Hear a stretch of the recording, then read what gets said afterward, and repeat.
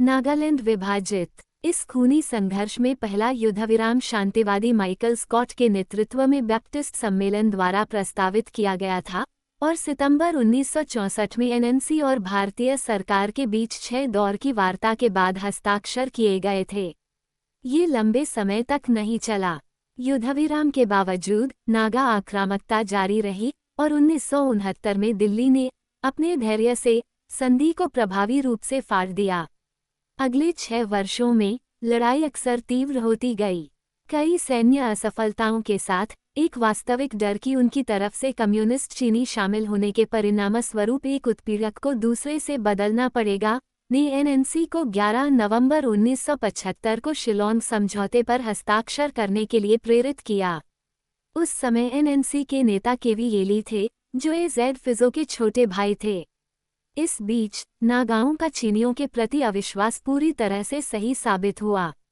असम में जब शिलोंग समझौते पर हस्ताक्षर हो रहे थे, तब एनएनसी के वरिष्ठ मंत्री इसाक चिसिसवू और एनएनसी के महासचिव थुइंगालिंग मुइवा के नेतृत्व में करीब 150 सैनिकों का एक दल हाल ही में बर्मी नागा और ईस्टर्न नागालैंड रिवोल्यूशनरी काउंसिल के अध्यक्ष खापलान के साथ सद्भावना मिशन पर चीन गया था। Eastern Naga revolutionary council Burma में नागा हितों की रक्षा के लिए गठित एनएनसी की एक शाखा है। उन्होंने समझौते की निंदा की, फिजो और एनएनसी को देशद्रोही घोषित किया और अगले 5 वर्षों में national socialist council of Nagaland (NSCN) की स्थापना की। एनएससीएन की घोषणा 31 जनवरी 1980 को की गई थी। इसका घोषणापत्र संक्षिप्त और सटीक था।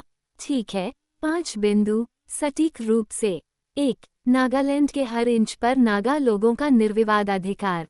2. एनएससीएन के माध्यम से लोगों की तानाशाही और जब तक आवश्यक समझा जाए तब तक लोकतंत्र का अभ्यास। 3. ईश्वर में विश्वास और यीशु मसीह के माध्यम से मानव जाति का उद्धार। 4. शोषण को दूर करने और सभी लोगों के लिए उचित समानता सुनिश्चित करने के लिए समाजवाद और आर्थिक व्यवस्था। 5. नागालैंड को शांतिपूर्ण तरीकों से बचाने की संभावना को खारिज करता है तथा राष्ट्र को बचाने और अपने लोगों की स्वतंत्रता सुनिश्चित करने के लिए हथियारों पर भरोसा करता है। इन 5 बिंदुओं को फिर से पढ़ने का प्रयास करें। नागा लोगों की स्वतंत्रता और स्वाधीनता के मुद्दे को एक तरफ रख दें, तो यहाँ नागा राष्ट्रवाद, माओवादी राजनीतिक और आर्थिक सोच, ईसाई पूजा, नागालैंड फॉर क्राइस्ट और लोकतंत्र के प्रति प्रतिबद्धता का एक जटिल और विरोधाभासी मिश्रण है, जो केवल एनएससीएन द्वारा लोगों की तानाशाही के लिए एक कदम है। ये संक्षिप्त और विरोधाभासी दस्तावेज नागा राजनीति की विचित्रता को दर्शाता है। यह उन बहुत अलग ताकतों को दर्शाता है जो पिछली सदी में नागा समाज पर काम कर रही हैं, और ये दिखाता है कि नागालैंड में शांति लाना कभी भी आसान काम नहीं था। भारत सरकार लोकतंत्र का वादा कर सकती है, लेकिन फिर भी ये बहुत सालों तक एक बंदूक की नली के अंत में लोकतंत्र था, जिसे उन लोगों पर थोपा गया था जो ज्यादातर पहले कभी भारतीय नहीं बनना चाहते थे। एनएससीएन की नागालैंड के लिए फिजो से भी बड़ी आकांक्षाएं थीं। ये शुरू से ही ग्रेटर नागालैंड या नागालिम में विश्वास करता था, जिसमें अरुणाचल प्रदेश, मणिपुर और बर्मा की जनजातियां शामिल थीं, और इसका मिशन शुरू से ही अंतर्राष्ट्रीयवादी था। इसने जल्दी ही निर्वासन में पीपुल्स रिपब्लिक ऑफ नागालैंड की सरकार की स्थापना की, जो बाद में कई विभाजनों और उत्परिवर्तनों के बाद वह दुनिया के विभिन्न भागों में नागा मुद्दे के लिए समर्थन जुटाने का प्रयास कर रहा है। 1988 में अपनी स्थापना के सिर्फ 8 साल बाद एनएससीएन 2 आदिवासी समूहों में विभाजित हो गया, एनएससीएन-IM और एनएससीएन-K। पहले समूह का नेतृत्व इसाक चिसिसवू और थुइंगालिंग मुइवा क्रमशः T और M कर रहे थे, जो सेंट एंथनी कॉलेज, शिलोंग से राजनीति में स्नातक थे और मुख्य रूप से तंगखुल नागाओं से बने थे। दूसरे समूह में S खापलान के नेतृत्व में मुख्य रूप से हेमी और कोन्याक नागा शामिल थे। एनएससीएन-K मूल रूप से एक पुरुष प्रधान किसान सेना थी, जबकि एनएससीएन-IM शिक्षित नागाओं के लिए अधिक आकर्षक थी, खासकर उन लोगों के लिए जो कट्टरपंथी राजनीति में वास्तविक रुचि रखते थे। इसके रैंक में अत्यधिक सक्षम महिला अधिकारी शामिल हैं। संघर्ष के उद्देश्य के प्रति अपने अधिक बौद्धिक दृष्टिकोण और अपनी ईसाई माओवादी सोच के कारण NSCN-IM अक्सर पूर्वी नागाओं के लिए एक उलझन भरी उपस्थिति रही है, जो सबसे पहले और सबसे महत्वपूर्ण शिकारी संग्रहकर्ता किसान है, खुशी से मानवशास्त्रीय वर्गीकरण को चुनौती देते हुए, और एनिमिस्ट भी हैं। वे माओवाद या ईसाई धर्म या दोनों के बीच किसी अजीब गठबंधन से प्रभावित नहीं हैं। बर्मा में स्थित दोनों समूह जल्द ही एक दूसरे के गले लग गए। 30 अप्रैल 1988 को NSCN-K ने बर्मी सैनिकों के समर्थन से NSCN-IM के खिलाफ हमला किया, जिसमें 140 लोग मारे गए। अगले 9 वर्षों में दोनों गुट एक दूसरे से लड़ते रहे, जबकि फिजो की national government of Nagaland NFG कभी-कभी NSCN-K के पक्ष में उतरती रही। ये भी अजीब लगता है, लेकिन ये याद रखना होगा कि नागालैंड एक बहुत ही आदिवासी समाज है और यह बहुत लंबा समय नहीं हुआ है जब योद्धा अगली पहाड़ी पर गांव पर हमला कर रहे थे और कटे हुए सिर ट्रॉफी के रूप में वापस ला रहे थे। जब मैंने पहली बार इन विभाजनों को समझने की कोशिश की, तो मुझे ये स्वीकार करना होगा कि मुझे मोंटी पायथन की लाइफ ऑफ ब्रायन की याद आ गई। यह एक बहुत ही मज़ेदार कॉमेडी थी जिसमें प्रतिद्वंद्वी जूडियन पीपुल्स लिबरेशन फ्रंट अपने नफरत करने वाले दुश्मन जूडिया के पीपुल्स लिबरेशन फ्रंट से लड़ता है, जबकि वे ये भूल जाते हैं कि उनका आम दुश्मन रोम की सेना है। हालांकि मुझे ये भी याद है कि बचपन में मुस्लिम देशों से आए मेहमान ये समझने की कोशिश कर रहे थे कि आयरिश ईसाई अल्स्टर में एक दूसरे को क्यों मार रहे हैं, जबकि सुन्नी और शिया मुसलमान लंबे समय से मध्य पूर्व और अन्य जगहों पर एक दूसरे के गले पर सवार हैं। और यह एक यहूदी मित्र था जिसने हमें एक पुराना चुटकुला सुनाया। मुसीबतों के दौरान बेलफास्ट में एक भटकते हुए रब्बी को बंदूकधारियों ने पकड़ लिया। क्या आप प्रोटेस्टेंट हैं या कैथोलिक? वे पूछते हैं। मैं एक यहूदी हूँ, रब्बी ने जवाब दिया। बंदूकधारियों ने जवाब दिया, क्या आप प्रोटेस्टेंट यहूदी हैं या कैथोलिक यहूदी? 1968 में कई सेमा नागाओं ने फिजो से पहली बार तब नाता तोड़ा था जब स्वयंभू जनरल काइटो ने नागालैंड की अपनी क्रांतिकारी सरकार RGN बनाई थी। 1973 में RGN के जनरल जुहितो सू पूरी तरह से भारतीय पक्ष में चले गए, अपनी सेना को सीमा सुरक्षा बल के पाले में ले गए। 1990 में फिजो की NNC उनकी बेटी एडिनो के नेतृत्व वाले एक आधिकारिक समूह और फिजो के पूर्व सहयोगी खदाओ यूथन द्वारा समर्थित एक अनौपचारिक गुट में विभाजित हो गई। भ्रम को और बढ़ाने के लिए 1993 में NSCN-IM और कुकी नेशनल आर्मी KNA और कुकी सुरक्षा बल KSF के बीच बर्मी और नागालैंड की सीमाओं पर एक क्रूर युद्ध छिड़ गया। बर्मा, मणिपुर, बांग्लादेश के चटगांव पहाड़ी इलाकों और नागालैंड में फैले कुकी लोगों के बहुमत का प्रतिनिधित्व करते हुए KNA और KSF मुख्य रूप से NSCN-IM द्वारा कुकी लोगों पर लगाए गए स्थानीय करों के मुद्दे पर लड़ रहे थे, जिन्हें वैसे और भ्रम को बढ़ाने के लिए कुछ कुकी जनजातियों का समर्थन प्राप्त था। राजनीति चाहे जो भी हो, लगभग 900 कुकी मारे गए और नागा मुद्दा और भी अधिक युद्धरत गुटों में विभाजित हो गया। कुकीज जिस स्थिति में थे, वह पूर्वोत्तर भारत और बर्मा में राष्ट्रों और राज्यों की अस्पष्ट प्रकृति को दर्शाता है।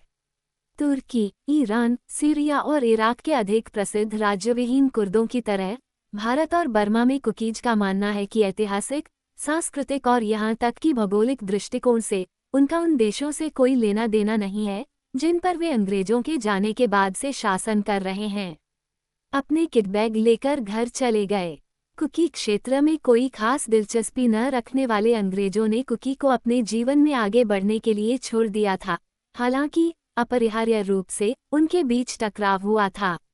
इनमें से सबसे खराब टकराव प्रथम विश्व युद्ध के दौरान हुआ।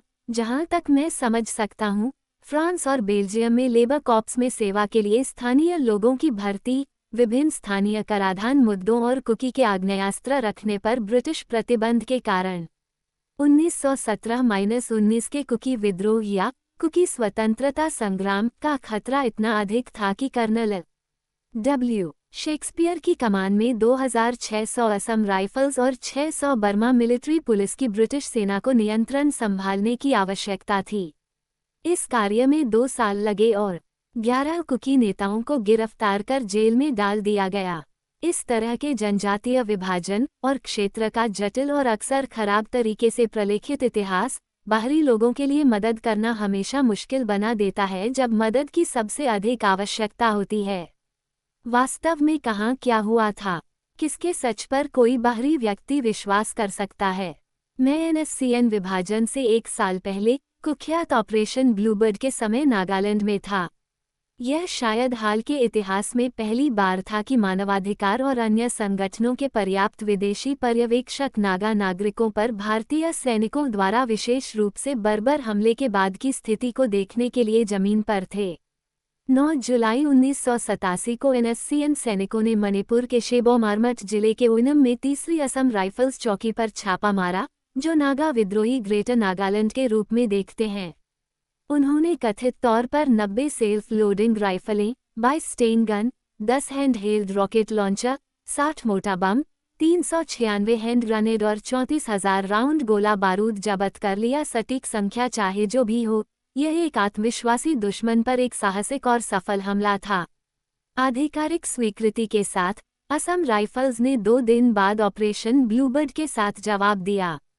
इसमें शामिल कई सैनिकों पर अंततः हत्या, बलात्कार, लूटपाट, अवैध हिरासत, जबरन श्रम लगाने, विध्वंस के आरोपों पर मुकदमा चलाया गया और चर्चों को अपवित्र करना, घरों और स्कूलों को नष्ट करना और आगजनी करना। क्या हुआ? सैनिकों ने 30 गांवों को घेर लिया और सील कर दिया। कर्फ्यू लगा दिया गया और ग्रामीणों को अपनी जमीन पर खेती करने की अनुमति नहीं दी गई। यातना शिविर स्थापित किए गए। स्थानीय डिप्टी कमिश्नर और पुलिस अधीक्षक को अपने कर्तव्यों का निर्वहन करने से रोक दिया गया। एक तरह से लॉकडाउन लगाने के बाद असम राइफल्स ने 4 महीने तक हत्या और यातना का दौर चलाया। विवरण अविश्वसनीय है। अकेले ओइनम गांव में गांव के मुखिया सानलोंग की गोली मारकर हत्या कर दी गई, साथ ही गांव के शिक्षक लैश और रिंग की भी हत्या कर दी गई। 2 महिलाओं, खोला और लोमाना को सैनिकों द्वारा घिरे खुले में बच्चे को जन्म देने के लिए मजबूर किया गया। 65 घरों को तोड़ दिया गया और 2 को जला दिया गया। एक ग्रामीण लोथे को जिंदा दफना दिया गया। भारतीय सैनिकों की एक पसंदीदा प्रथा नागाओं को गर्दन तक दफनाना और फिर उनके सिर को जूतों से कुचलना था। स्थानीय यातना शिविर में 4 ग्रामीणों, 3 पुरुषों और 1 किशोरी की बाद में भूख से मौत हो गई। इस तरह के अत्याचार कोई नई बात नहीं थी, लेकिन इस बार स्थानीय और अंतर्राष्ट्रीय मानवाधिकार संगठन उन्हें विस्तार से दर्ज करने के लिए मौजूद थे। असम राइफल्स और उनके वकीलों की धमकियों के बावजूद स्थानीय संगठनों, जिनमें Naga people's movement for human rights, united Naga council, Manipur baptist convention women's union और नागा स्टूडेंट्स एसोसिएशन और Naga doctors forum on human rights शामिल थे, ने मिलकर ओइनम मुद्दे पर समन्वय समिति बनाई। जब एमनेस्टी इंटरनेशनल के साथ संपर्क स्थापित किया गया, तो मामले को वैश्विक प्रमुखता दी गई।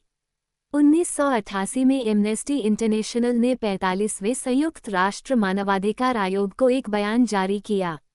कुछ देशों में स्वतंत्र न्यायिक जांच के लिए गंभीर तंत्र मौजूद हो सकता है, लेकिन मानवाधिकारों की जांच के उसके प्रयासों को नुकसान पहुंचाया जा सकता है। भारत में एक अदालत प्रतिशोध में हत्या और यातना के आरोपों की जांच कर रही है। मणिपुर राज्य में असम राइफल्स द्वारा ग्रामीणों पर हमला किया गया। बताया गया है कि असम राइफल्स के सदस्यों ने गवाहों को डराने की कोशिश की है, यहाँ तक कि उन्हें फिर से प्रताड़ित किया है और एक वकील को उसके घर पर धावा बोलकर और उसके खिलाफ बल प्रयोग करने की धमकी देकर उसे डराने की कोशिश की है। भारत सरकार ने कार्यवाही का निरीक्षण करने के लिए एमनेस्टी इंटरनेशनल के अनुरोध पर खेदजनक रूप से कोई प्रतिक्रिया नहीं दी है। हालांकि असम राइफल्स को अंततः हत्या के आरोप से छूट मिल गई, लेकिन गुवाहाटी उच्च न्यायालय, जहां मुकदमे चले थे, ने अनिश्चित काल के लिए निर्णय सुरक्षित रख लिया। अब भारत और दुनिया के लिए, या कम से कम 1988 में सुनने वाले हर व्यक्ति के लिए ये स्पष्ट हो गया था कि नागा वास्तव में पीड़ित थे और उनकी आवाज़ काफ़ी हद तक खो गई थी। ऑपरेशन ब्लूबर्ड ने बहुत से नागाओं को यह विश्वास दिलाया कि भारत के खिलाफ सशस्त्र संघर्ष जारी रहना चाहिए। मानवाधिकारों के उल्लंघन को अभी भी पूरे भारतीय उत्तर पूर्व में दबा दिया जाता है। जनरल मुस्कुराते हैं और कहते हैं कि युद्ध की गर्मी में सैनिक शरारती लड़के हो सकते हैं, लेकिन साबित हो चुका बुरा व्यवहार सिर्फ डांटने या सबसे बुरे मामलों में बर्खास्तगी से ज्यादा कुछ नहीं माना जाएगा। आश्चर्य की बात नहीं है कि 1990 के दशक की शुरुआत और मध्य में असम राइफल्स पर नागा लड़ाकों के हमले बढ़ते गए। 1991 में दो युवा ब्रिटिश मानवाधिकार कार्यकर्ता डेविड वार्ड और स्टीव हिलमैन बीबीसी कैमरामैन बनकर नागालैंड में घुस आए और कैमरे पर 30 गांवों के निवासियों का साक्षात्कार लिया। यहाँ पिछले कुछ वर्षों में विशेष रूप से असम राइफल्स द्वारा किए गए अत्याचारों के स्पष्ट और मार्मिक साक्ष्य हैं। 60 घंटे के वीडियो टेप में ग्रामीण अपनी कहानियां बताते हैं और अपने स्पष्ट और भयानक घाव दिखाते हैं। यहाँ एक आदमी है जिसके दांत एक एक करके प्लायर्स से निकाले जा रहे थे। दूसरा अंधा, उसकी आंखों में कीलें ठोंकी गई थीं। इस बीच सामूहिक बलात्कार पुरुषों और महिलाओं के खिलाफ भारतीय सैनिकों द्वारा इस्तेमाल किया जाने वाला अपमान और आतंक का एक आम हथियार था। पारंपरिक बलात्कार की तरह सैनिक ग्रामीणों को उल्टा लटका देते थे और उनकी गुदा और योनि में मिर्च डाल देते थे। उस समय नागालैंड में 150,000 से ज्यादा भारतीय सैनिक थे जो लगभग 3000 विद्रोहियों से लड़ रहे थे। जब तक वार्ड और हिलमैन को भारतीय सरकारी एजेंटों द्वारा पकड़कर प्रताड़ित नहीं किया गया, तब तक नागालैंड के लोगों पर इस हमले की न तो भारतीय और न ही अंतर्राष्ट्रीय प्रेस में कोई कवरेज थी। 1989 में इंग्लैंड में वार्ड द्वारा स्थापित मानवाधिकार निकाय नागा विजिल ने इलाहाबाद की नैनी सेंट्रल जेल में बिना किसी सुनवाई के 1 साल तक बंद रहे 2 लोगों की रिहाई के लिए प्रभावी ढंग से अभियान चलाया। 1992 में दिल्ली की अपनी आधिकारिक यात्रा के दौरान ब्रिटेन के कंजर्वेटिव प्रधानमंत्री जॉन मेजर द्वारा उनके मामले को उठाए जाने के कुछ महीने बाद 1993 में दोनों लोगों को आखिरकार वापस इंग्लैंड ले जाया गया। वार्ड, जिन आदिवासियों से परिचित था, उनके लिए कुछ अच्छा करने के लिए कृतसंकल्प था, लेकिन नागालैंड लौटने के लगभग 2 वर्ष बाद उसे पुनः आवश्यक परमिट और वीज़ा के बिना नोकलाक में, जो दीमापुर से लगभग 200 मील दक्षिण में है, पुनः गिरफ्तार कर लिया गया। उनका मामला इस बात का एक उदाहरण है कि 20वीं सदी के अंतिम वर्षों में नागा राजनीति कितनी पेचीदा और खतरनाक हो गई थी। उनकी कहानी किसी भी मानदंड से पेचीदा और विवादास्पद है। 1962 में ऊपरी असम के एक तेल शहर दिग्बोई में आयरिश स्कॉटिश चाय बागान मालिकों के एक संपन्न परिवार में जन्मे वार्ड को 7 साल की उम्र में अपने छोटे भाई माइकल के साथ एडिनबर्ग के दक्षिण पूर्व में लोथियन तट पर नॉर्थ बेरविक में कार्लेकेम प्रायरी के बेनेडिक्टन स्कूल में भेज दिया गया था। वह बेनेडिक्टन की देखभाल में बिल्कुल खुश नहीं था। उनके शासन को बहुत कठोर पाकर उसे अक्सर पीटा जाता था और कभी-कभी तो बेरहमी से, और किसी भी मामले में उसे असम में भाग-दौड़ करने वाली अपनी लापरवाह जिंदगी की याद आती होगी। रॉयल आर्मी मेडिकल कोर में कुछ समय तक काम करने के बाद उन्होंने ऑक्सफोर्ड स्ट्रीट में स्कॉच हाउस शॉप में डिस्पैच क्लर्क की नौकरी की तथा डाउन सिंड्रोम से पीड़ित लोगों के लिए तैराकी प्रशिक्षक के रूप में काम किया और रॉकिंगहैम में एडवेंचर प्लेग्राउंड सुपरवाइजर के रूप में भी काम किया। एलिफेंट एंड कैसल के पास एस्टेट में वार्ड आपराधिक गिरोहों के साथ जुड़ गया। ओल्ड कैंट रोड में एक पेट्रोल स्टेशन पर डकैती के लिए गिरफ्तार होने के बाद वह बोर्स्टल, जैसा कि युवा अपराधी संस्थानों को तब जाना जाता था, में आ गया। वार्ड जोर देकर कहते हैं कि जेल अपराध का स्कूल है। उन्होंने गैंगलैंड विलेन के रूप में स्नातक किया। कई बार सेंधमारी के लिए गिरफ्तार किए जाने और 5 साल की सजा सुनाए जाने के बाद उन्हें अंततः आइल ऑफ वाइट के एचएमपी पाकाहर्स्ट में भेज दिया गया, जहां उन्होंने गैंग के सरगना रेगी क्रे, ब्रिंक्समैड बुलियन चोरों, ब्राइटन बॉम्बर, पैट्रिक मैकगी सहित आईआरए कैदियों और हैरी रॉबर्ट्स, जो दक्षिण लंदन के गैंगस्टर और भूतपूर्व सैनिक थे, जिन्होंने 1948-60 के आपातकाल के दौरान मलाया में सेवा की थी, के साथ मिलकर काम किया। रॉबर्ट्स 1966 में ईस्ट एक्टन में गोली मारकर मारे गए 3 पुलिस अधिकारियों में से 2 को गोली मारने के लिए आजीवन कारावास की सजा काट रहा था, जिसे ब्रेब्रुक स्ट्रीट के नरसंहार के रूप में जाना जाता है। जब रेगी क्रे को पुनः वर्गीकृत किया गया तो उसने वार्ड को अपने जेल के सब्जी के बगीचे की देखभाल करने के लिए दे दिया। मुझे लगता है कि वह बिना किसी कारण के विद्रोही का एक क्लासिक मामला था। हालांकि जेल में रहने के दौरान वार्ड ने कविता लिखना और मानवशास्त्र का अध्ययन करना शुरू किया। उन्हें स्वतंत्रता के लिए नागा संघर्ष के संदर्भ मिले और फिर नागालैंड में भारतीय सेना द्वारा किए गए अत्याचारों की कहानियां। इससे बचपन की वे यादें ताज़ा हो गईं जो स्पष्ट रूप से शक्तिशाली थीं, खासकर नागा जनजातियों की जो काले किल्ट, लाल शॉल और सफ़ेद पंखों वाली हेडड्रेस पहने हुए थे, जो समय समय पर असम में पारिवारिक चाय बागान में काम करने के लिए पहाड़ियों से नीचे आते थे। एक लड़के के रूप में नवनिर्मित नागालैंड राज्य के बगल में रहने के बावजूद और कोहिमा में अपने पुराने साथियों की कब्रों पर अपने पिता के जाने के बावजूद वार्ड को एहसास हुआ कि उन्हें नागाओं के स्वतंत्रता के संघर्ष के बारे में कुछ भी नहीं पता था। पिछले कुछ सालों में भारतीय सेना द्वारा नागाओं के साथ किए गए बुरे बर्ताव से हैरान वार्ड ने जेल में रहते हुए ही नागा विजिल की स्थापना की। उन्हें एचएमपी गाट्री, लीसेस्टरशायर ले जाया गया, जहां उन्होंने बेन होवे द्वारा संचालित शिक्षा पाठ्यक्रम में भाग लिया, जिन्होंने 1942 की लड़ाई में मिलिट्री क्रॉस जीता था। कोहिमा होवे वार्ड को नागा संस्कृति की एक प्रदर्शनी दिखाने ले गए, जिसे कैम्ब्रिज के सामाजिक विज्ञान और मानव विज्ञान विभाग में प्रोफेसर एलन मैकफिलिन ने आयोजित किया था। मैकफिलिन का जन्म भी असम के एक चाय बागान मालिक के परिवार में हुआ था।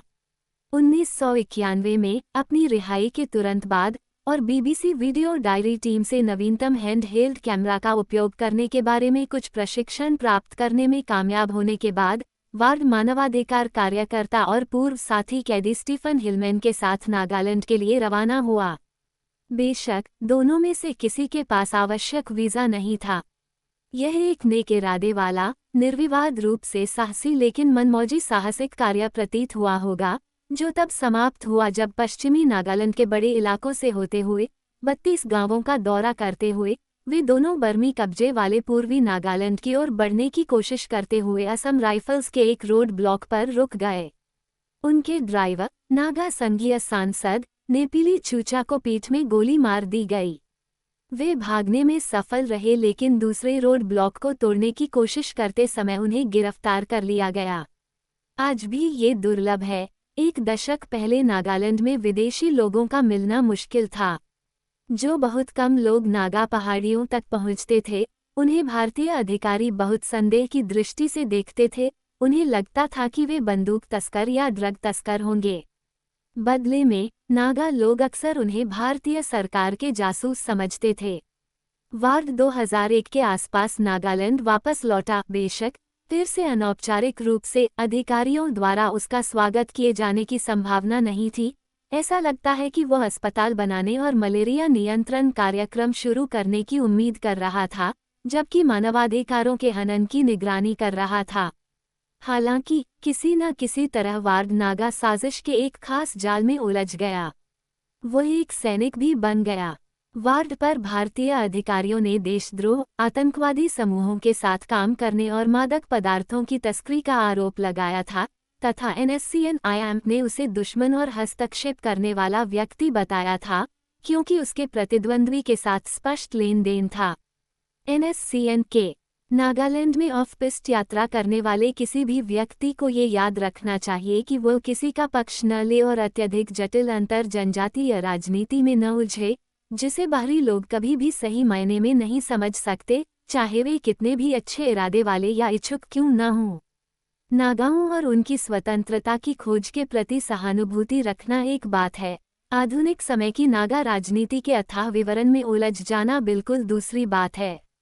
और क्योंकि भारतीय अधिकारियों ने खुद को नागालैंड के मुद्दे पर वास्तव में बहुत संवेदनशील दिखाया है, इसलिए किसी विदेशी के लिए ये समझाना मुश्किल हो सकता है कि नागालैंड के प्रति आकर्षण और उसके लोगों के प्रति चिंता किसी तरह से भारत के प्रति प्रेम को खत्म कर देती है। द फार पवेलियन ब्रिटेन और भारत के बीच संबंधों के बारे में महान, भावुक आधुनिक उपन्यासों में से एक है। 1978 में प्रकाशित, यह मुख्य रूप से फोनहम सर एम के द्वारा लिखा गया था। 1857 के भारतीय विद्रोह या प्रथम स्वतंत्रता संग्राम और 1879 में दूसरे अफगान युद्ध के दौरान काबुल में अंग्रेजों के नरसंहार के बीच की कहानी, यह एक भारतीय राजकुमारी और एक ब्रिटिश सेना अधिकारी के बीच गहरे, भले ही अवैध, प्रेम संबंध की कहानी बताती है। इसे लिखने में 15 साल लगे और इसकी 15 मिलियन से ज्यादा प्रतियां बिक चुकी हैं। इस पर एक लोकप्रिय फिल्म बनाई गई है और 2004 में लंदन के वेस्ट एंड में एक संगीत के रूप में इसकी शुरुआत हुई। इसके निर्माता डेविड के भाई माइकल वार्ड थे। कार्ल केम्प प्रायरी स्कूल और एडिनबर्ग यूनिवर्सिटी में सफल कार्यकाल के बाद माइकल वार्ड का करियर उनके बड़े भाई से बहुत अलग रहा है। और फिर भी अपने भाई की तरह एम किया, जो शिमला में पैदा हुए थे और 1947 में बहुत अनिच्छा से भारत छोड़कर चले गए थे, और मेरी तरह जन्म से ही भारत के प्रति उनका प्रेम कभी खत्म नहीं हुआ। द फार पवेलियंस का निर्माण करने के बाद माइकल वार्ड मुंबई में रहने चले गए और अपनी खुद की फिल्म निर्माण कंपनी स्थापित की। मोली केया की बात करें तो उन्होंने अपने एंग्लो आयरिश पति गॉफ हैमिल्टन, जो एक भारतीय सेना अधिकारी थे और बाद में ब्रिटिश सेना में सेवा की, के साथ दुनिया भर की यात्रा की। मेजर जनरल के पद तक बढ़ते हुए द फार पवेलियंस सबसे बढ़कर भारत के लिए एक प्रेम पत्र है।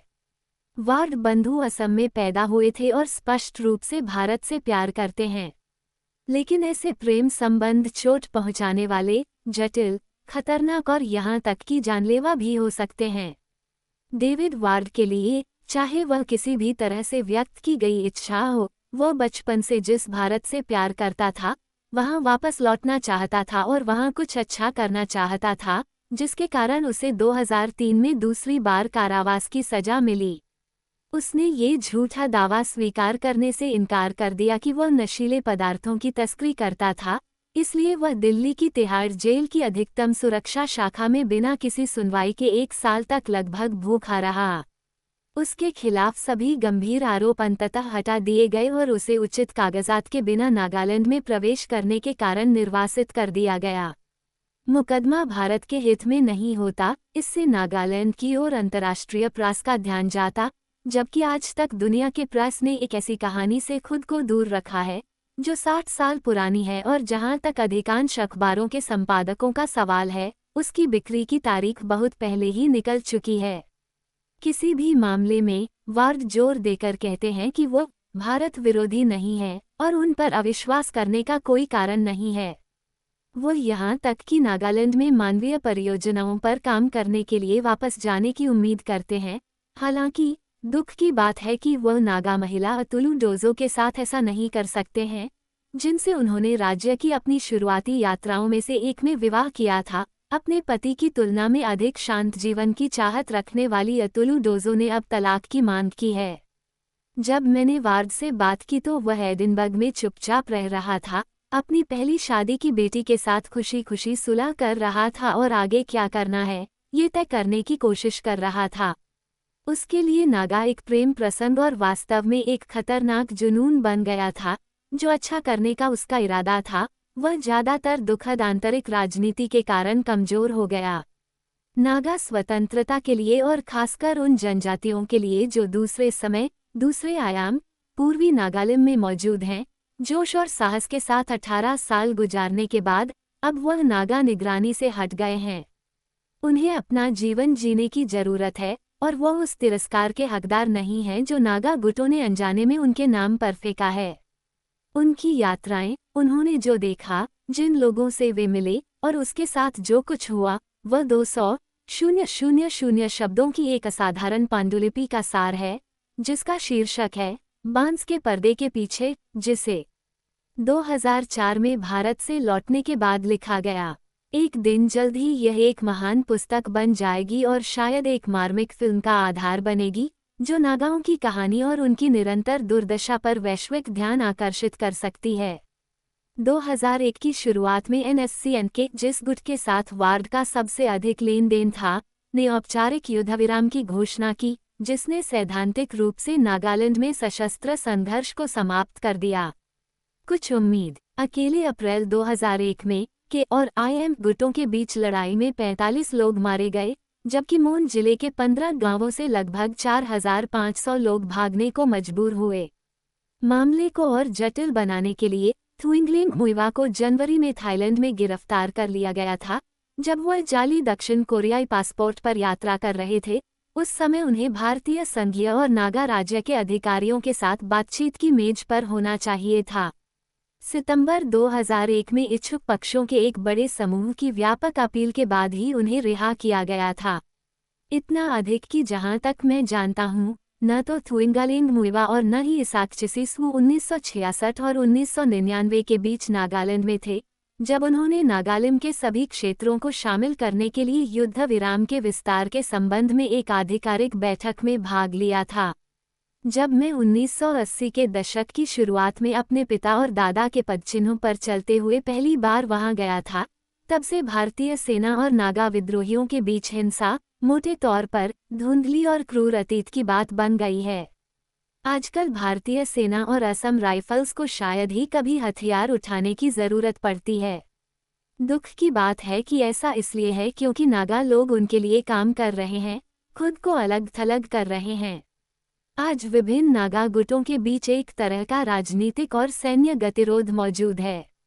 एक वर्षावन अधर नागालैंड में जो हिंसा बची हुई है वह लगभग पूरी तरह से आंतरिक है, जबकि आज़ादी पहले की तरह ही दूर लगती है। नगा लोग नगा लोगों से लड़ रहे हैं, लेकिन दिल्ली द्वारा राज्य के विकास ने नागालैंड के जातीय मिश्रण को तेजी से बदल दिया है। जैसे जैसे केंद्र सरकार की फंडिंग बढ़ी है, वैसे वैसे बाहरी लोगों की संख्या भी बढ़ी है। अकेले 1981 और 1991 के बीच जनसंख्या में 50% की आश्चर्यजनक वृद्धि हुई है। कई नए लोग सरकारी विभागों, व्यापार और शिक्षा जगत में काम करने वाले हिंदू हैं। सड़क निर्माण और रिक्शा चलाने जैसे शारीरिक श्रम का काम ज़्यादातर बांग्लादेश से आए गरीब मुसलमानों के हाथों में है। बांग्लादेश से आए ये मुसलमान अक्सर दीमापुर इलाके में सेमा नागा महिलाओं से शादी करते हैं और उन्होंने मुसलमानों की एक नई पीढ़ी को जन्म दिया है, जिनमें से कई हाल के वर्षों में कट्टरपंथी बन गए हैं। आज पहाड़ों में हथियारों के लिए एक सीधे आह्वान से अधिक पर निर्भर स्वतंत्रता के लिए किसी भी अपील को इस तेजी से बदलती जनसांख्यिकी को ध्यान में रखना चाहिए। नागा मुद्दे का अंतर्राष्ट्रीय आयाम रहा है। भारत की स्वतंत्रता के तुरंत बाद ये स्पष्ट हो गया कि चीन और पाकिस्तान नागा संघर्ष का इस्तेमाल नए गणराज्य को परेशान करने और यहाँ तक कि उसे धमकाने के साधन के रूप में करना चाहते हैं। जेड फिजो ने आपसी सहयोग पर चर्चा करने के लिए 1962 में कराची का दौरा किया और पाकिस्तान ने कई दशकों से नागा सैनिकों को हथियार दिए हैं और संभवतः प्रशिक्षित भी किया है, खासकर पूर्वी पाकिस्तान 1971 से बांग्लादेश में। खास तौर पर पाकिस्तान ने विवादित कश्मीरी सीमा से भारतीय सैनिकों को हटाने के लिए नागा स्वतंत्रता संघर्ष का इस्तेमाल किया है। वास्तव में वर्षों से प्रतिद्वंद्वी नागा गुटों का गुप्त रूप से समर्थन करके पाकिस्तान ने नागा पहाड़ियों और मणिपुर में भारतीय सेना के लिए एक ऐसा दुश्मन बनाने की कोशिश की है, जिसके नतीजे बहुत ही मिश्रित रहे हैं। इसी उद्देश्य से माओवादी, हालांकि ईसाई और चीन समर्थित NSCN ने उत्तर पूर्व भारत के 7 राज्यों में बड़ी संख्या में गुरिल्ला सेनाओं को हथियार, प्रशिक्षण, वित्त और आमतौर पर प्रोत्साहित करना शुरू कर दिया, ताकि दिल्ली और उसके सशस्त्र बलों के लिए जीवन को और भी कठिन बनाया जा सके। जैसा कि एक अमेरिकी बैप्टिस्ट पादरी ने 1993 में एक दिन मुझे बताया था, जब वह अपने मोपोचुकेट मिशन चर्च के बरामदे से दीमापुर के बाहर बारिश से भीगी पहाड़ियों की ओर देख रहे थे, ये कुछ वैसा ही है जैसा लैटिन अमेरिकी क्रांतिकारियों ने 60 के दशक में अमेरिका पर हमला किया था। आप कभी नहीं जान पाएंगे कि क्यूबा या किसी और के समर्थन से एक और गुरिल्ला सेना बोलिविया या कोलंबिया या डोमिनिकन गणराज्य के जंगलों में कब आ जाएगी और ऐसा व्यवहार करेगी जैसे कि वे संयुक्त राज्य अमेरिका की पूरी सशस्त्र शक्ति से मुकाबला कर रहे हों। चे ग्वेरा याद है, मुझे लगता है कि उन्होंने 1964 में संयुक्त राष्ट्र में एक भाषण दिया था, जिसमें उन्होंने दुनिया भर के क्रांतिकारियों से वियतनाम के लोगों का एक समूह बनाने और उनका मजाक उड़ाने और अंततः संयुक्त राज्य अमेरिका को गिराने का आह्वान किया था, जो हमें गड्ढे में पड़े भालू की तरह परेशान कर रहा था। यही यहाँ चल रहा है। यही कारण है कि आपकी ट्रेन कलकत्ता से दीमापुर, असम में रुकी थी। वे विद्रोही नागा नहीं थे, संभवतः गारो विद्रोही मेघालय में गारो हिल्स से, जो पहले असम का हिस्सा था और नागालैंड से भी अधिक आर्द्र था, जिन्हें NSCN और उनके माध्यम से बीजिंग द्वारा भुगतान किया गया था। NSCN-IM के नेताओं ने निश्चित रूप से एक संयुक्त मोर्चे की बात की है, और यद्यपि जैसा कि हम पुस्तक के अंतिम अध्याय में देखेंगे, अब वे भारत के प्रति और वास्तव में स्वतंत्रता की पूरी अवधारणा के प्रति अपने दृष्टिकोण में नर्म होते दिखाई दे रहे हैं। फिर भी वे 1960 के दशक से 2000 के दशक के प्रारंभ तक सेवन सिस्टर्स में अन्य विद्रोही समूहों को बढ़ावा दे रहे थे और उन्हें हथियार प्रदान कर रहे थे। कश्मीर, जम्मू और पंजाब में ऐसे प्रमुख क्रांतिकारी समूहों का नामात्र समर्थन करते हुए, जो नागा पहाड़ियों से बहुत दूर हैं, NSCN-IM कई क्षेत्रीय गुरिल्ला बैंड बनाने में बहुत सक्रिय था। जब 1993 में दीमापुर जाने वाली मेरी ट्रेन रोकी गई, तो मेरे बैप्टिस्ट पादरी मित्र ने सुझाव दिया कि तेज रफ्तार वाली चीनी बंदूकों से लैस युवा नकाबपोश लोग वास्तव में असंतुष्ट गारो आदिवासी थे।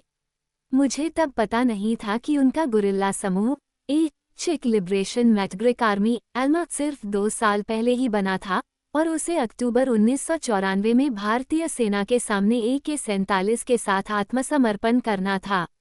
मुझे लगता है कि अल्पकालिक एल्मा गारो युवाओं के बीच निराशा की अभिव्यक्ति थी, न कि सभी के खिलाफ एक अनुभवी और तर्कपूर्ण संघर्ष का परिणाम।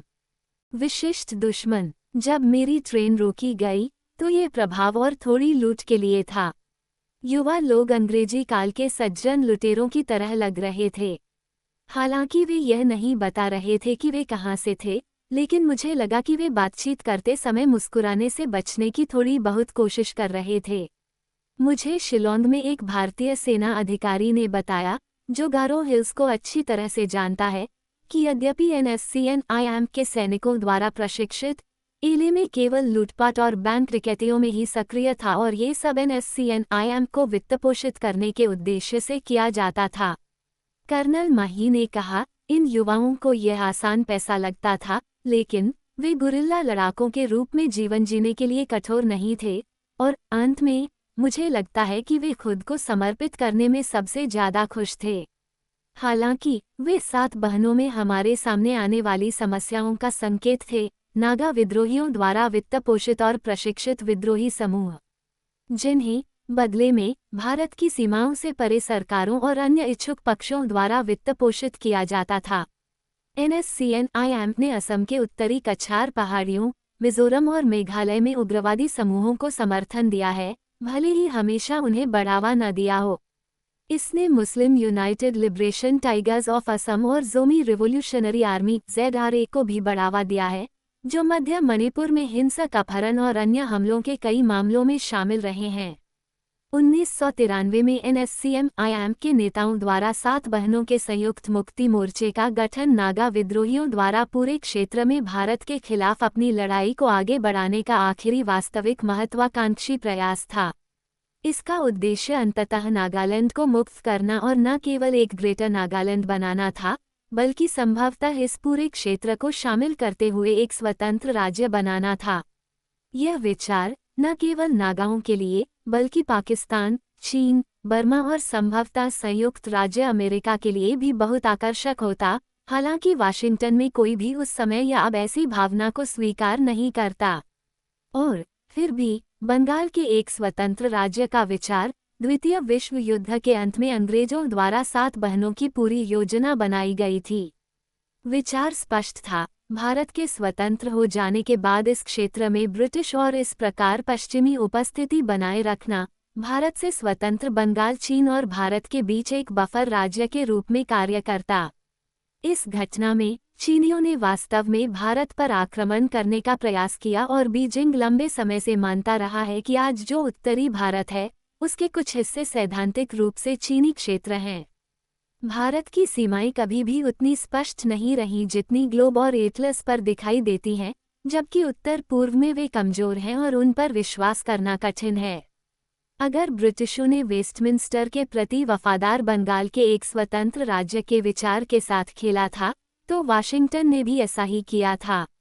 1970 के दशक की शुरुआत तक, और यह अस्पष्ट क्षेत्र है, ऐसा लगता है कि संयुक्त राज्य अमेरिका ने थाईलैंड से हथियारों की आपूर्ति के साथ नागा विद्रोह का समर्थन किया था।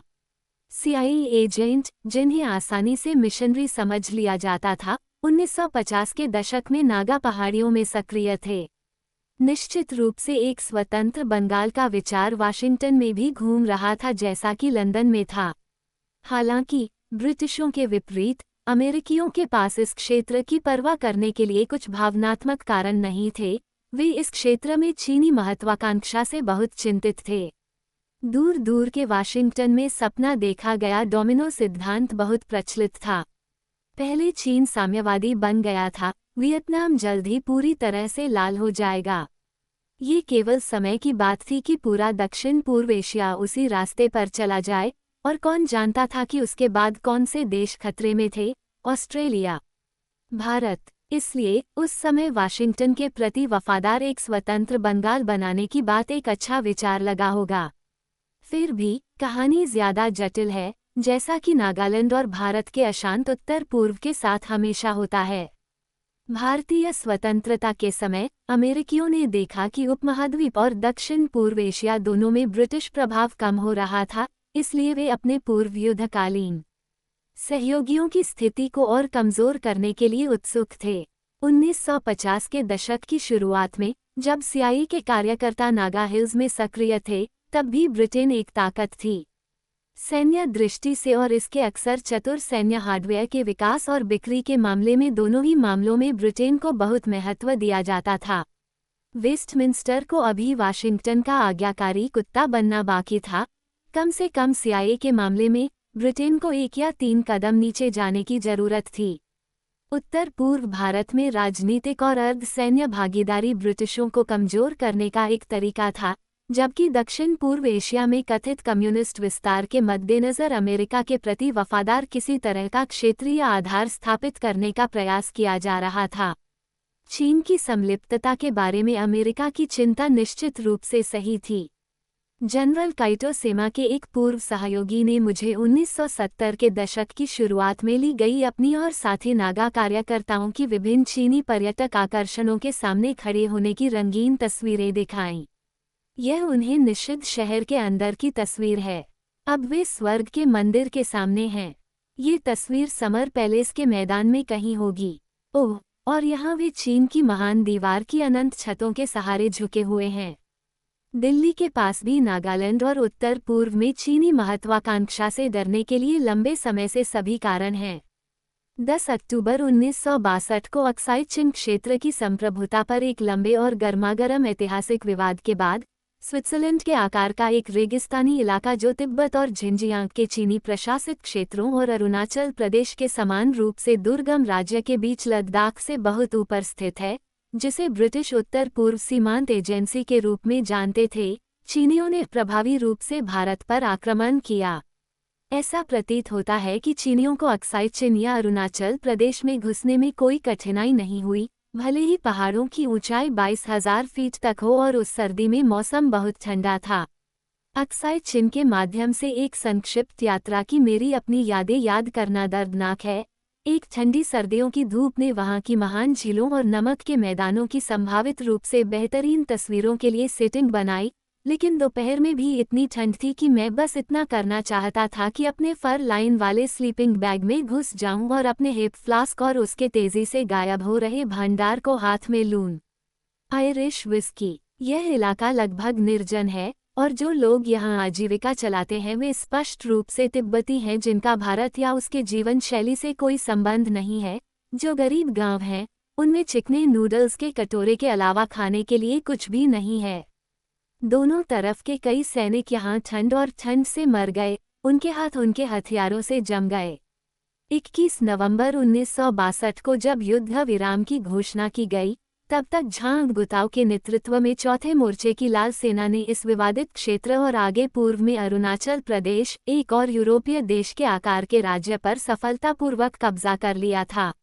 ये चीन भारत युद्ध, हालांकि संक्षिप्त था, दिल्ली के राजनेताओं और शायद आमतौर पर भारतीय लोगों के लिए एक कठोर अनुस्मारक था कि उनकी लंबी उत्तरी सीमाएं अनिश्चित और पारगम्य दोनों हैं और उनके साथ रहने वाले लोगों की भारत के प्रति कोई विशेष निष्ठा नहीं है।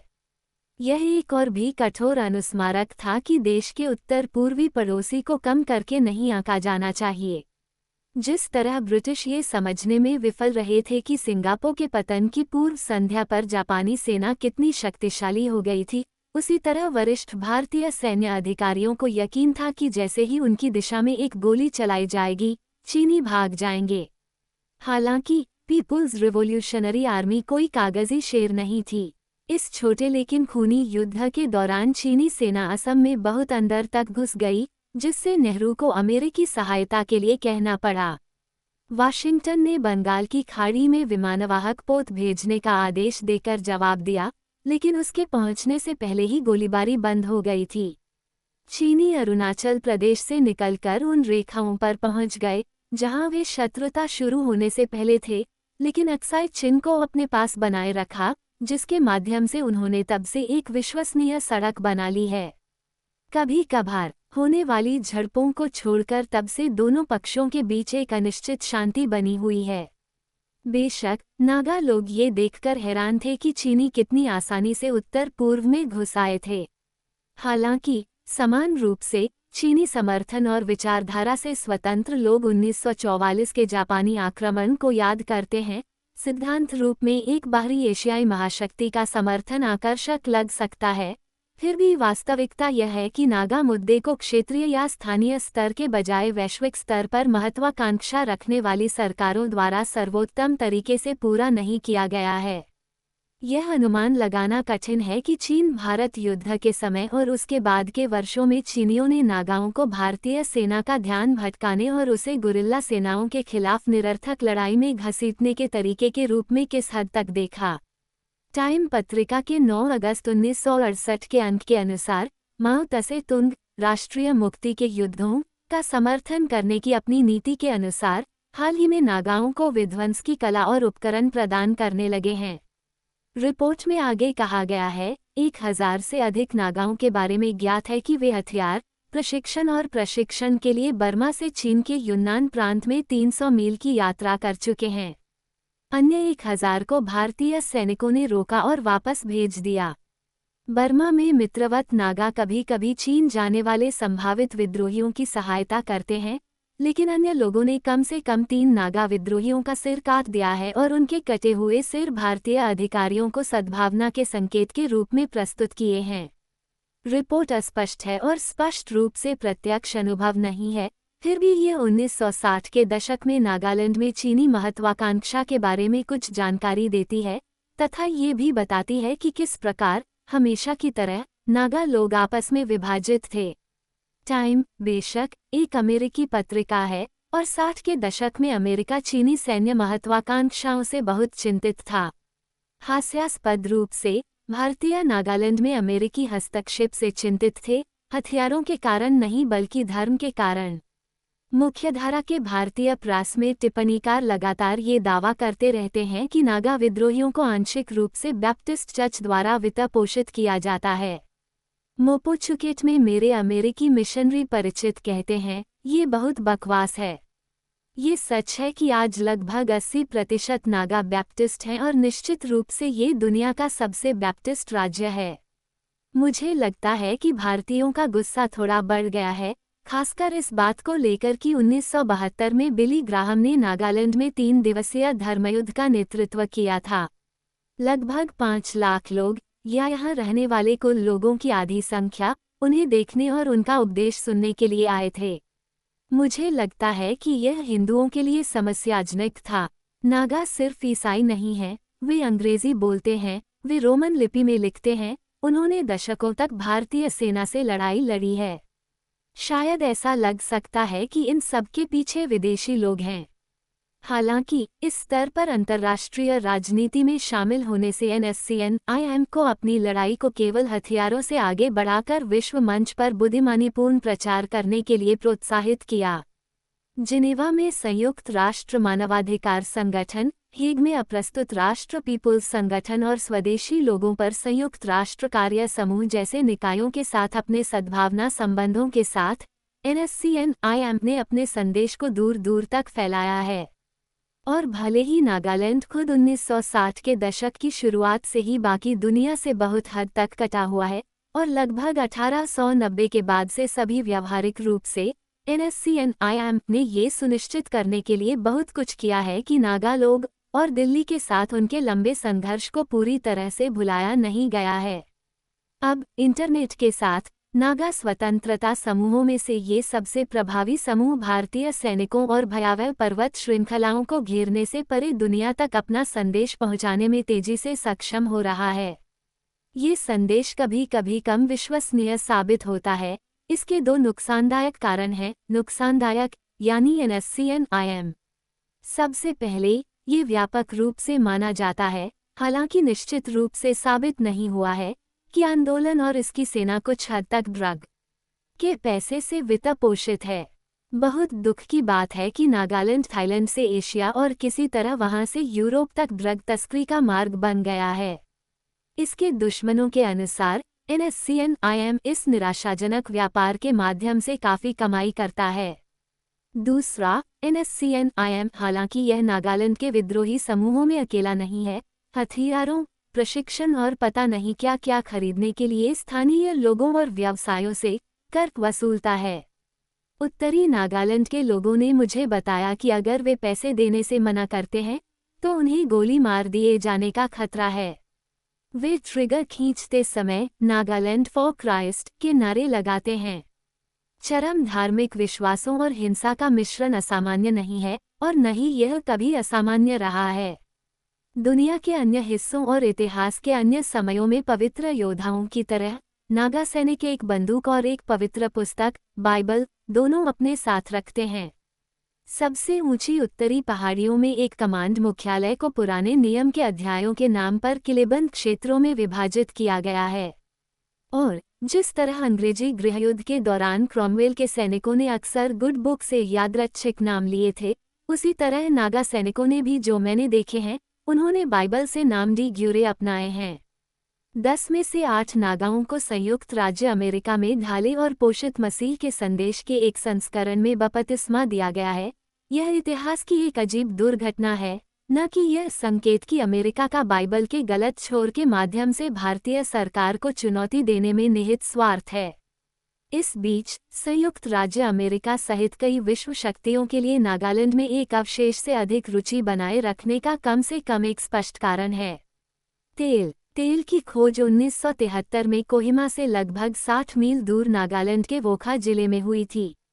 1981 से 1994 तक सरकारी तेल और प्राकृतिक गैस निगम के स्वामित्व वाले चांगपांग में तेल के कुओं से प्रतिदिन लगभग 250 टन कच्चा तेल निकलता था। नागा विद्रोहियों द्वारा उत्पन्न व्यवधान ने परिचालन को बंद कर दिया। आज तेल उत्पादन में नए सिरे से रुचि है। यदि तेल फिर से प्रवाहित होता है, जैसा कि अभी हो सकता है, तो सरकारी अधिकारियों, व्यापारिक अधिकारियों और सेना की ओर से नागालैंड में अचानक दुनिया भर में रुचि की उम्मीद करें। आप वहां पुनर्जीवित तेल उद्योग पर हमलों की भी उम्मीद कर सकते हैं। हालांकि कई मुख्य भूमि भारतीयों का मानना है कि व्यापार, उद्योग और आर्थिक समृद्धि नागालैंड को शांत करने के मुख्य तरीके हैं, लेकिन कई, वास्तव में शायद नागाओं के बहुमत को किसी तरह के आदिवासी पूंजीपति वर्ग का सदस्य बनने में बहुत कम रुचि है। एक ऐसे युग में जब पैसा और धन संस्कृति ही राजा, रानी और सभी राजकुमार हैं, सिएटल से स्टुटगर्ट और शंघाई होते हुए सिडनी तक, अब कौन मानता है कि दुनिया में ऐसे लोग भी हैं जो वास्तव में अमीर होने की परवाह नहीं करते हैं। लेकिन मैं जेड फिजो से मिला हूँ, जिन्हें स्पष्ट रूप से पैसे में कोई दिलचस्पी नहीं थी, और कई आधुनिक नागा नेता, जिन्हें फिर से वित्तीय लाभ की कोई स्पष्ट आकांक्षा नहीं है। नागालैंड के प्राकृतिक संसाधनों के दोहन में बहुत कम लोग सक्रिय रूप से रुचि रखते हैं। तेल के अलावा राज्य की पहाड़ियों और तराई में सोना, यूरेनियम, क्रोमाइड, कोयला, ज़ेर और अन्य कीमती पत्थर हैं। साथ ही अफीम के व्यापार के लिए लंबे समय से खेती की जाने वाली खसखस भी है, जिसे रोकने के लिए मूल NSCN ने बहुत कुछ किया, जैसा कि उन्होंने हेडहंटिंग के साथ किया था। सच है, हाल के वर्षों में भूमि का बहुत अधिक दोहन हुआ है और मैंने परिदृश्य में कई बड़े घाव और कुछ भयानक आदिम खदानें देखी हैं, लेकिन यह मुख्य रूप से उन कंपनियों का काम है जिनकी संरक्षण या स्थानीय संस्कृति में बहुत कम या कोई रुचि नहीं है, जो मुख्य भूमि भारत से घुसपैठ कर रही हैं। मैं कभी भी एकांतप्रिया थुइंगालिंग मुइवा या इसाक चिसिसवू से नहीं मिला, लेकिन मुझे किसी तरह संदेह है कि वे गुप्त रूप से एक सफल भारतीय उद्यमी का जीवन चाहते हैं। दोनों पुरुष अब 70 के दशक में हैं। शायद वे एक आरामदायक जीवन की तलाश कर रहे हैं, अगर अमीर नहीं। निश्चित रूप से दोनों पुरुष नागालैंड में शांति लाने के लिए कमोबेश प्रतिबद्ध हैं। हालांकि एक युवा पीढ़ी का मानना है कि ये उनके बुजुर्गों द्वारा किया गया बहाना है। इस बात की कोई गारंटी नहीं है कि आने वाले वर्षों में नागालैंड भारत गणराज्य का एक शांत हिस्सा बन जाएगा। युद्ध विराम का सपना वास्तव में अक्सर एक दुर्स्वप्न से अधिक रहा है। नागा स्वतंत्रता समूहों के बीच संघर्ष राजनेताओं द्वारा हस्ताक्षरित संधियों से नहीं रुकने वाला था। 2002 में नागालैंड की यात्रा पर मैं इम्फाल से दीमापुर जाने वाली सड़क के किनारे ट्रक चालकों के साथ चाय पी रहा था।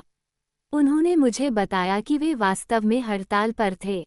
वे अपना काम कैसे कर सकते थे जब उन्हें नहीं पता था कि NSCN-IM के सदस्य कब बंदूक की नोक पर उनसे सामान और कर मांगेंगे। मैंने उस वर्ष अकेले ही आधिकारिक तौर पर रिपोर्ट की गई इन यादृच्छिक घटनाओं को नोट किया। 18 जनवरी दीमापुर के निकट तेनिफे में NSCN-IM के बंदूकधारियों ने NSCN के 6 सदस्यों की हत्या कर दी। 23 अगस्त 30 या 40 सशस्त्र NSCN-IM सदस्यों के एक समूह ने दीमापुर जिले के न्यू चुमुकेदेमा में लगभग 40 विद्रोहियों के एक अनधिकृत NSCN के शिविर पर हमला किया, जिसमें 3 NSCN के कार्यकर्ता मारे गए। 23 अगस्त जुन्हेबोटो जिले के सुरुहोतो में NSCN के सदस्यों के हमले के दौरान एक NSCN-IM विद्रोही मारा गया। 4 सितंबर फेक जिले के चेटेबा कस्बे में NSCN के द्वारा 2 NSCN-IM सदस्यों की हत्या कर दी गई। 8 सितंबर NSCN-IM विद्रोहियों ने खापलांग गुट के 2 नेताओं की हत्या कर दी, जिनमें एक कैप्टन और अंगामी क्षेत्र के वित्त सचिव भी शामिल थे। 12 अक्टूबर NSCN-IM के सदस्यों ने कोहिमा जिले के रुसोमा गांव में एक खापलांग विद्रोही की गोली मारकर हत्या कर दी। 13 अक्टूबर फेक जिले के योरुबा गेट पर NSCN-IM विद्रोहियों के हमले में NSCN के 3 सदस्य मारे गए। 3 नवंबर NSCN के विद्रोहियों ने जुन्हेबोटो शहर में 2 NNC सदस्यों की हत्या कर दी। 4 दिसंबर NSCN-IM के सदस्यों ने फेक जिले के मोबू स्थित संगठन के शिविर पर हमला कर 2 NNC सदस्यों की हत्या कर दी। ये सब तब हुआ जब नागालैंड राज्य सरकार और कुछ हद तक मुख्य भूमि प्रेस ये कह रही थी कि नागा पहाड़ियों में सब कुछ मधुर और उज्ज्वल है। 20वीं सदी की शुरुआत में जो निश्चित रूप से बदल गया था वह था भारतीय सेना की भूमिका। दशकों तक अक्सर क्रूर दमन के बाद, जिसके कारण नागाओं की स्वतंत्रता की लड़ाई के लिए समर्थन और बढ़ गया था, अब इसके सैनिक अब उल्लेखनीय रूप से अच्छा व्यवहार कर रहे थे। सेना 2002 में इस बात के लिए पर्याप्त आश्वस्त थी कि उसने सभी विद्रोही समूहों के सैनिकों को फोटो ID कार्ड जारी किए जाने चाहिए और उन्हें निर्दिष्ट ठिकानों पर वापस लौटना चाहिए। आदेशों का ठीक से पालन नहीं किया गया, जबकि दुनिया के अन्य हिस्सों की तरह यहाँ भी ID कार्ड एक तरह से मजाक की तरह हैं। अधिकांश मुख्य भूमि के भारतीय नागा को बोर्नियो, तिब्बत या बोलिवियाई हाईलैंड्स के किसी व्यक्ति से अलग नहीं बता पाएंगे। वास्तव में जब फिजो लंदन भाग गया तो वह एक नकली पेरुवियन पासपोर्ट पर इंग्लैंड पहुंचा। जहां तक 1960 के दशक के ब्रिटिश पासपोर्ट अधिकारी का सवाल है, वह आसानी से इनकास का वंशज हो सकता था। किसी भी मामले में, जैसा कि दीमापुर साइबर कैफे में युवा पुरुषों और महिलाओं ने मुझे बताया, टोनी ब्लेयर और गॉर्डन ब्राउन की नई लेबर सरकारों द्वारा समर्थित निराशाजनक रूप से जटिल और अत्यधिक महंगे ब्रिटिश पहचान पत्रों को भी दुनिया में कहीं भी चतुर किशोर कंप्यूटर विशेषज्ञों द्वारा कुछ ही समय में टैप और नष्ट कर दिया गया होगा। हालांकि वे खुश हैं, जैसा कि अधिकांश नागा लोग होंगे, कि सामान्य सभ्य ब्रिटिश नागरिक अपनी जेब में सरकारी भ्रम और नियंत्रण के ऐसे प्रतीकों को रखने के बजाय जेल जाना पसंद करेंगे। वे हंसते हुए कहते हैं, हम आएंगे और आपसे लड़ेंगे। हालांकि 2002 में बांग्लादेश से नागालैंड में आने वाले प्रवासियों की संख्या से चिंतित NSCN ने नागा क्षेत्रों में रहने वाले मुसलमानों को अपने स्वयं के पहचान पत्र जारी किए। साथ ही इसने नागा और मुसलमानों के बीच विवाह को मान्यता न देने, किसी एक क्षेत्र या आदिवासी क्षेत्र में रहने वाले मुसलमानों की संख्या को 2500 तक सीमित करने और मस्जिदों में लाउडस्पीकर के उपयोग पर प्रतिबंध लगाने की मांग की। नागा स्वतंत्रता के विचार के लिए उत्सुक हैं, लेकिन 21वीं सदी के पहले वर्षों में उन्हें इस तथ्य का सामना करना पड़ रहा था कि दुनिया का उनका दूरस्थ और भूला हुआ कोना भी अपने विशेष तरीके से वैश्वीकृत हो रहा था। जैसे जैसे दिल्ली ने राज्य को धीरे धीरे आर्थिक सहायता बढ़ाकर नागालैंड में जीवन को सामान्य करने का प्रयास किया, वैसे वैसे नागाओं से कहीं अधिक गरीब लोग इसे सापेक्ष समृद्धि की भूमि के रूप में देखने लगे। हमारी भूमि हमारी विरासत है, इसे किसी को नहीं सौंपा जाएगा, 60 साल पहले ब्रिटिश राज के सूर्यास्त पर फिजो ने गरजते हुए कहा था। आर्थिक प्रवासियों को छोड़कर किसी को नहीं। भारत और बांग्लादेश, भारतीय हिंदुओं और मुसलमानों, विभिन्न व्यापारिक निगमों, बैप्टिस्ट चर्च की छत्रछाया में छिपे अमेरिकी हितों, दीमापुर और कोहिमा के आसपास के पर्यटकों की भीड़ तथा इंटरनेट और वर्ल्ड वाइड वेब द्वारा आसानी से आकर्षक ढंग से फैलाए गए धन, विचारों और मूल्यों की अतिक्रमणकारी शक्ति तक